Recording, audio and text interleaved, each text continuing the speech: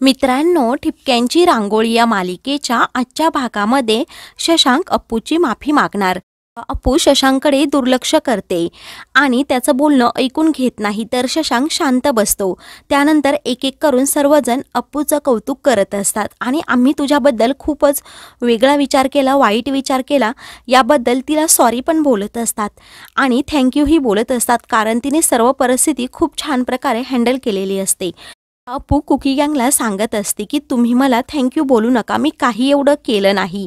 आणि तसंही माझे आत्तू आणि बाबा नेहमी सांगत असतात, आपण आपल्या माणसांना कधीही थँक्यू किंवा सॉरी बोलायचं नसतं. तर शशांक पुन्हा मध्ये बोलू लागतो. अप्पू पुन्हा कुकीजवळ जाते आणि मोठ्याने सर्वांना सांगत असते की आपण बाबी आत्याच्या संगीत, लग्न आणि रिसेप्शनची खूप छान तयारी करायची. ती खूप उड्या मारून सांगत असते. तेवढ्यातच शशांक तिला तिच्याजवळ ओढतो आणि तिला बोलतो, अप्पू सॉरी. अप्पू न ऐकल्यासारखं करते आणि त्याला इग्नोर करत असते व हा काय बोलला असं त्याला विचारते. सर्वजण सांगू लागतात की शशांक तुला सॉरी बोलला आहे. तेव्हा आज सूर्य काय पश्चिमेला उगवला का असं अप्पू त्याला बोलते. तेव्हा शशांक आय एम सॉरी असं पुन्हा अपूर्वाला बोलतो. तेव्हा अप्पू खूपच खुश होते. तर बाकी सर्वजण शशांक अप्पूची गंमत करत असतात. त्यावेळी शशांकने खूप अपमान केलेला असतो.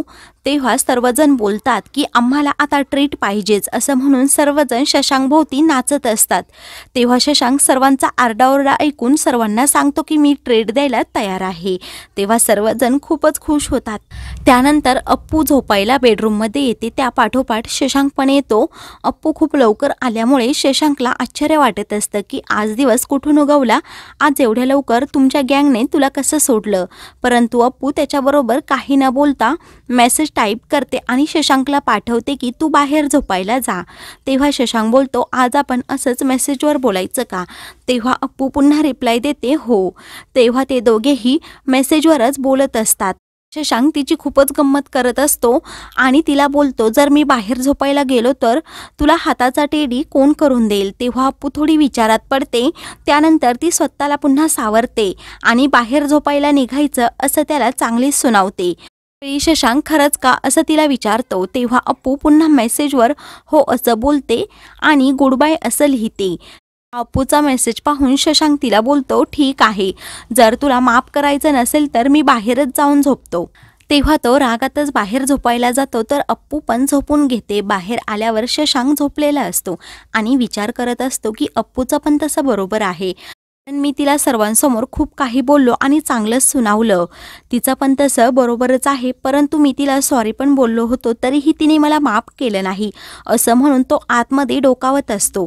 तेव्हा तो मनातल्या मनात विचार करतो, जाऊ देत, ही मुलगी मला कधीही कळणार नाही. तर इकडे अप्पूला टेडी नसल्यामुळे झोप येत नसते.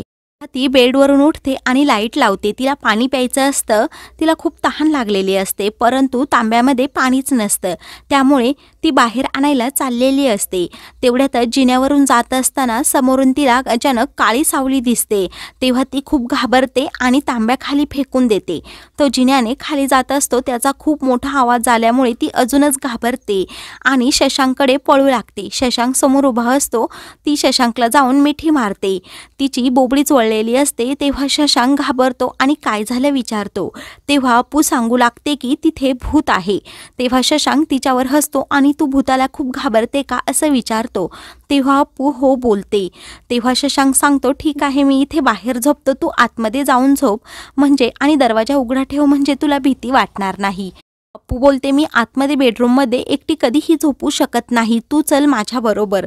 तेव्हा शशांक तिला जाणीव करून देतो आणि सांगतो की तू तर बोलला होता ना की आतमध्ये झोपायचं नाही, बाहेर झोप. त्यावेळी शशांक ठीक आहे असं बोलतो आणि तिला एक गोष्ट अजून सांगतो की कुकी गँगमधलं तुला कोणीच काही बोललं नाही का की आपल्या वाड्यामध्ये पण भूत आहे.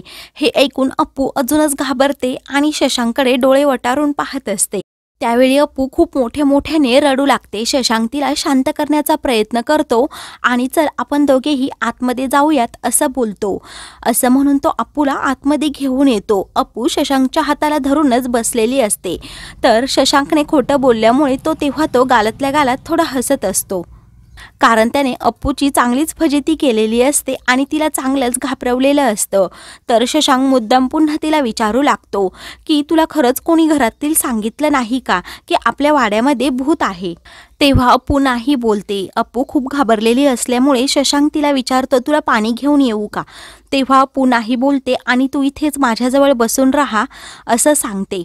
अप्पू सारखीच विचारत असते की खरंच आपल्या घरात भूत आहे का? तेव्हा शशांक मुद्दाम हो बोलतो आणि कुणाचं भूत आहे हे तुला जाणून घ्यायचं का असं विचारतो। तेव्हा अप्पू खूप घाबरते आणि नाही असं बोलते व त्याला मिठी मारते। तेव्हा शशांक तिला पुन्हा बाजूला करतो आणि उजेडामध्ये भूत येतं, कारण जी व्यक्ती भूताला आवडते त्या व्यक्तीचा पिच्छा भूत सोडत नाही असं बोलून पुन्हा तो तिला घाबरवत असतो। तेव्हा अप्पू अजूनच घाबरते। तेव्हा शशांक तिला सांगतो आता आपण भूताला न घाबरण्यासाठी लाईट घालवायची का? तेव्हा अप्पू नाही बोलते आणि खडूस तुला समजत नाही का भूत अंधारात असतं असं बोलते। तेव्हा भूतांचं आणि माणसांचं थोडं वेगळं असतं। शशांक तिला समजावतो आपण लाईट घालवायची का असं बोलतो। तेव्हा अप्पू पुन्हा त्याला घट्ट मिठी मारते। तर शशांक तिच्यावर खूपच हसत असतो आणि बोलतो चल आपण लाईट घालवूयात। अप्पू शशांकच्या हाताला जोरात पकडते तर शशांक पुढे पुढे जात असतो। त्यानंतर शशांक पुन्हा तिला घाबरवतो आणि बोलतो अप्पू आता आपल्या दोघांनाही खूप काळजी घ्यावी लागेल, कारण आपण जे बोलतो ना ते सर्व भूत ऐकत असतं। अप्पू अजूनच घाबरत असते। शशांक तिच्या जवळ जातो आणि तिला बोलतो की तू आता हळूहळू बोलत जा आणि त्यांना अगोदर सॉरी बोल।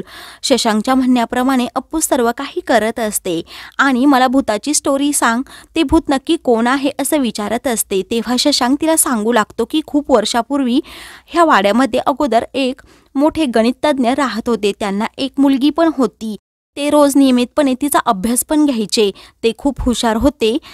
काही दिवसांनी त्यांचा मृत्यू झाला। मग त्यांच्या मुलीला शिकवायला कोण नव्हतं म्हणून ते भूत म्हणून ह्या वाड्यामध्ये आले आणि रोज नियमितपणे त्यांच्या मुलीचा अभ्यास पण घेऊ लागले। हे ऐकून अप्पू खूप घाबरते। तर शशांक पुढची स्टोरी सांगू लागतो की जे लोक ह्या वाड्यामध्ये अभ्यास करत नाही त्यांच्या मानगुटीवर भूत बसतं। हे ऐकून तर अप्पू अजूनच घाबरते आणि त्यावरचा उपाय काय आहे, त्याच्यापासून मला सुटका कशी मिळेल असं विचारते। तेव्हा शशांक तिला सांगतो तू 23चा पाढा म्हणतेस का? तेव्हा अप्पूची बोबडी ओळते। अप्पू थोडाफार पाढा म्हणते आणि त्याला घट्ट मिठी मारते। तर शशांक खूपच हसत असतो। तर मित्रांनो पुढील भागामध्ये शशांक मनातील सर्व गोष्टी अप्पूला सांगतो आणि मला तुझा आत्ता खूप अभिमान वाटत आहे असं बोलतो। अप्पूला अगदी भरून येतं। ती शशांकला घट्ट मिठी मारते। तर मित्रांनो अशाच मालिकेंचे पुढील भाग पाहण्यासाठी चॅनलला सबस्क्राईब करा।